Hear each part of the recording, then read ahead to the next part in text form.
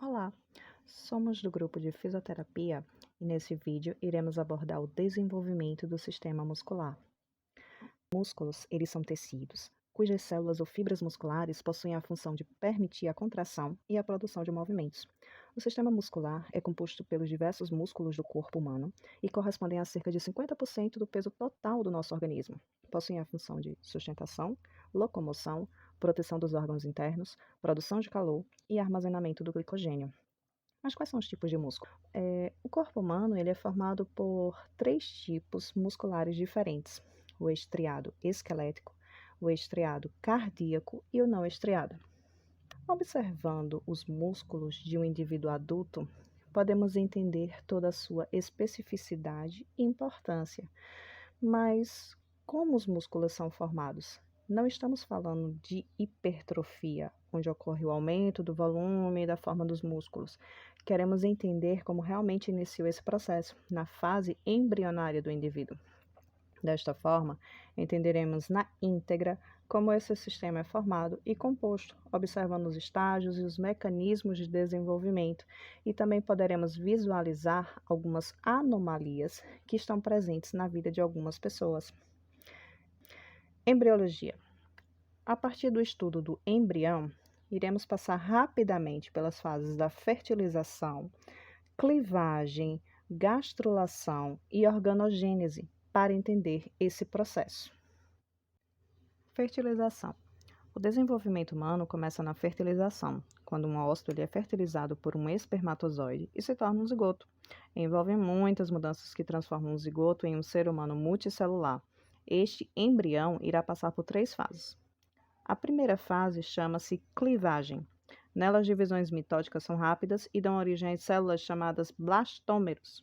O primeiro estágio da clivagem é a mórula, que depois se transforma em blastocisto, após a entrada do líquido uterino, que organiza as células de outra forma.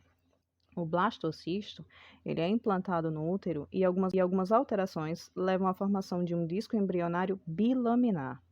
As estruturas extraembrionárias que se formam durante a segunda semana incluem a cavidade amniótica, o âmnio, a vesícula umbilical, ou saco vitelino, o pedúnculo de conexão e o saco coriônico.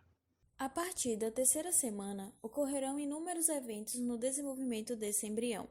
A primeira é a fase gastrulação, processo pelo qual o disco embrionário bilaminar passa a ser trilaminar, onde as três camadas germinativas irão formar todos os tecidos e órgãos do corpo.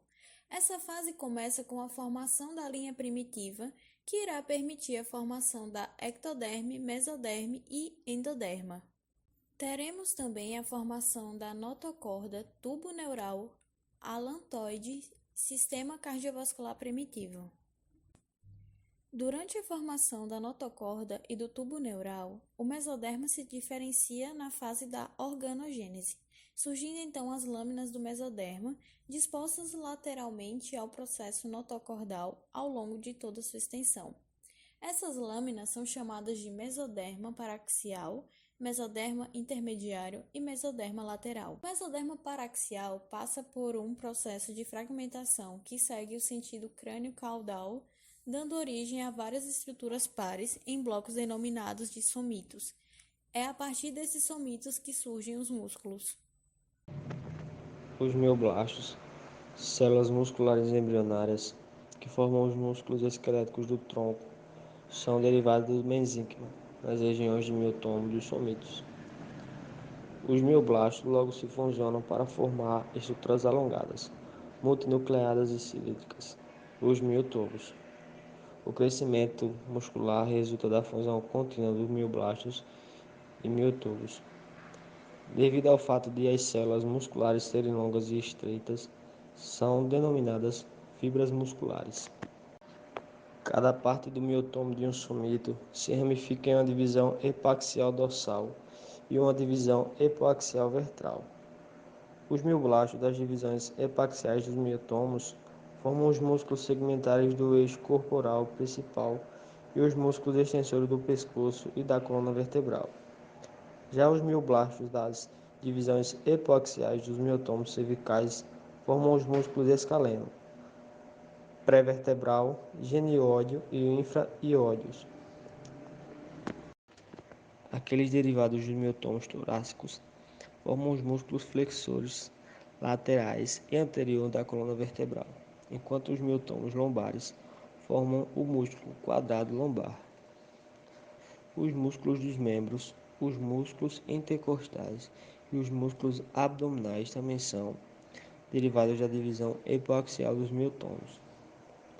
Os miotônios sacróceos formam os músculos do diafragma pélvico e também, provavelmente, os músculos estriados do ânus e dos órgãos sexuais.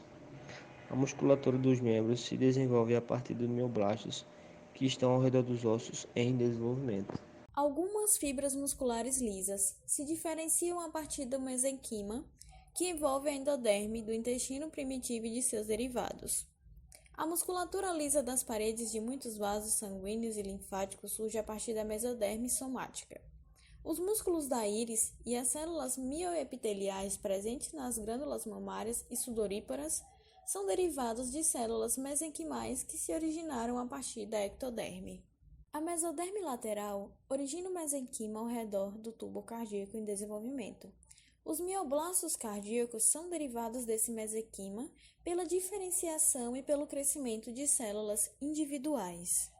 Desenvolvimento dos membros. Os brotos dos membros surgem pela primeira vez ao fim da quarta semana, como pequenas protuberâncias da parede ventrolateral do corpo.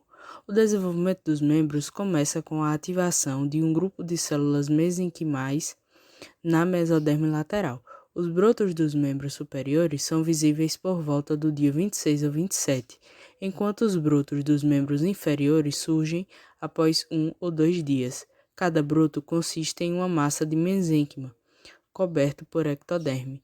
O mesênquima é derivado da camada somática da mesoderme lateral. Anomalias. Torcicolo congênito.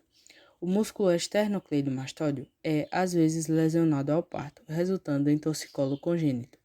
Nesses casos, ocorre uma rotação fixa e a inclinação da cabeça devido à fibrose muscular, concomitante e ao encurtamento do músculo esternocleidomastóide de um lado.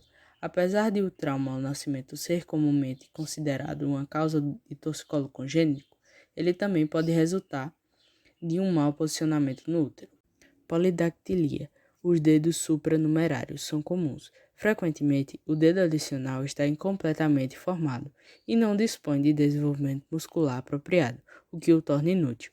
Se a mão for afetada, o dedo extra é mais comumente medial ou lateral do que central. No pé, o dedo extra geralmente é lateral.